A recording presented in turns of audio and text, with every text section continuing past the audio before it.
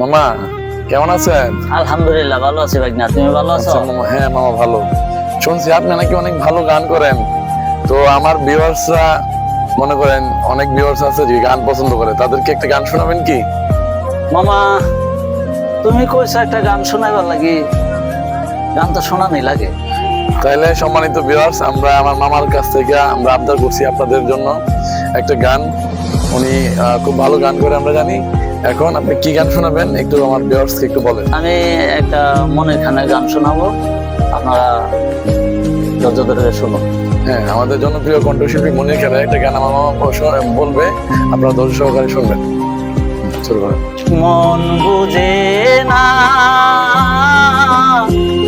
কিছুতেই প্রিয়া আমার, কাঁদিয়ে বাসায় প্রিয়া চোখের নদীর দুটি দাগ। মন বুঝে না কিছুতেই প্রিয়া আমার, কাঁদিয়ে বাসায় প্রিয়া চোখের নদীর দুটি দাগ। বলা তো যাবে না প্রিয়ারে কখনো,